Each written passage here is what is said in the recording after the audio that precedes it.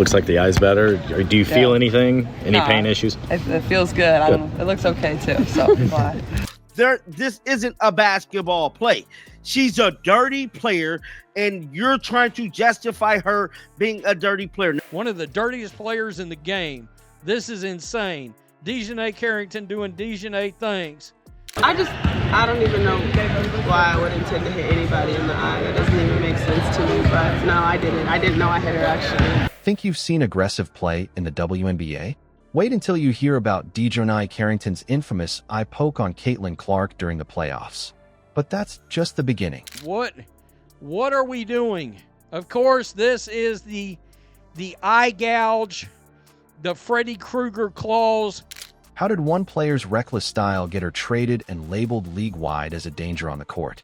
Stick around to see how chaos unfolded and why the Dallas Wings said enough is enough. Before we move on, I'd like to ask you a small favor.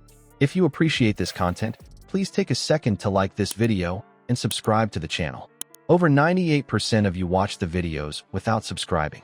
It costs you nothing, but it makes a huge difference to us. So, did you click the subscribe button? Great. Thank you so much. Now, back to the video. What happens when a player's aggression doesn't just push boundaries, it steamrolls through them? DiJonai Carrington's playoff eye poke on Caitlin Clark was one of those moments you couldn't ignore. Picture this. Clark, mid-play, suddenly recoils, clutching her face, a black eye already forming. Looks like the eye's better. Do you feel anything? Any pain issues? It feels good. It looks okay too. So I'm glad. This is the same thing she did to Caitlin Clark. Her behavior, time after time again, is the same. The replay? Brutal. Carrington's fingers jabbed right into Clark's eye as the crowd gasped. Kind of swatted at Caitlin. Did you intend to hit her in the eye? And if so, could you just, or if not, either way.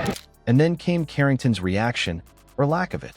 No apology, not even a glance to check if Clark was okay. Instead, she brushed it off with an icy. It's just part of the game.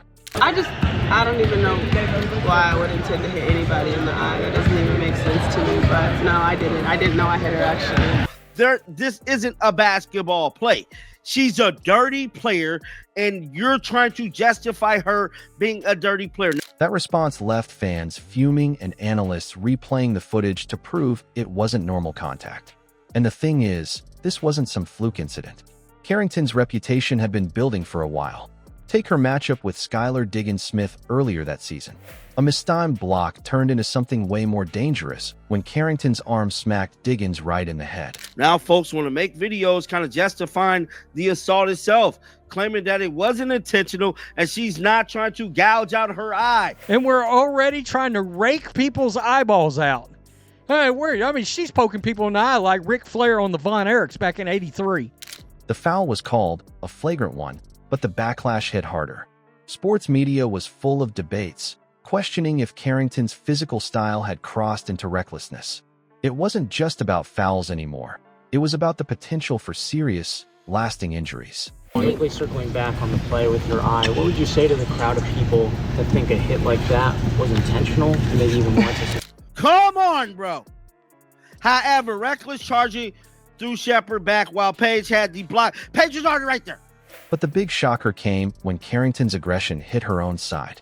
In an emotionally charged game, while trying to block Jessica Shepard, Carrington's chaotic lunge sent teammate Paige Buchers sprawling to the floor. The foul is right here. That's wow. Paige was already right there. And she does get her in the face when she's coming down. Everybody else's fault except for DiJonai Carrington. No responsibility, none. Paige limped off, the tension in the air so thick you could feel it through the broadcast. Imagine what that must have been like in the locker room. A teammate too aggressive to trust?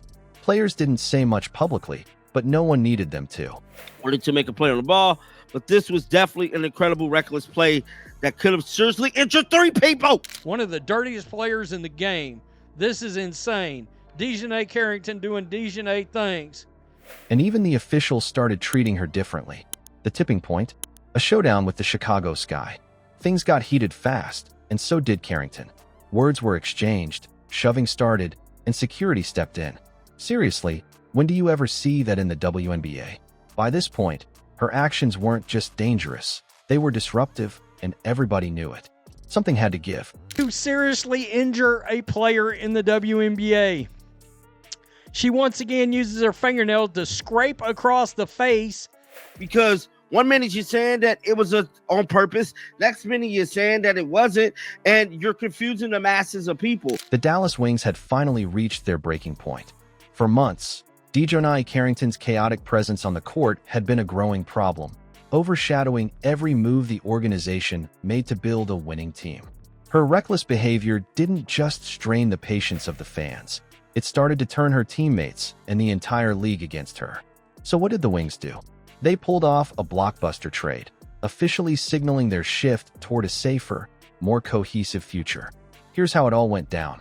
Carrington was sent packing to the Minnesota Lynx in exchange for 3 pivotal assets: Diamond Miller, Carly Samuelson, and a 2027 second-round draft pick. Now, if you're wondering why this trade mattered so much, let's break it down.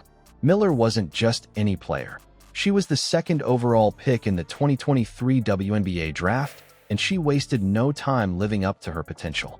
In her rookie season, she averaged solid numbers, including 12.1 points per game, with sharp three-point shooting that turned heads across the league. Her rising star energy gave the Wings someone they could count on night after night, a stark contrast to the drama that had become synonymous with Carrington. Then there was Carly Samuelson. While she wasn't putting up highlight reel performances every game, Samuelson was exactly what Dallas needed.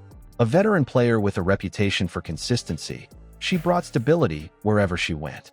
Even with a recent foot injury requiring surgery, Samuelson was seen as a safer, steadier bet, someone who could guide a young team trying to turn a corner.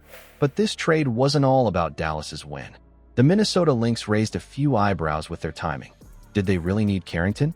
Their star forward, Napheesa Collier, had gone down with an ankle injury, and fans were wondering why they'd introduce controversy into a locker room fighting for a championship. I mean, seriously, y'all fans swear I'm such a dirty player. I'm so over this narrative. Acceptable on so many levels.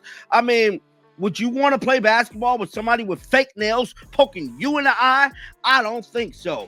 Either way, this trade was symbolic. The Wings chose discipline and teamwork over unpredictability. Carrington might still have talent, but in Dallas, her drama wasn't worth it anymore. It looks like she's trying to scoop out Caitlin Clark's eyeball. Oh my God, you can't, that's misinformation. No, that's my opinion. So Rookie of the Year Bain stated, did we watch the same game? Here's a dirty player going for the eyes again. The WNBA, for once, seemed ready to prioritize professionalism.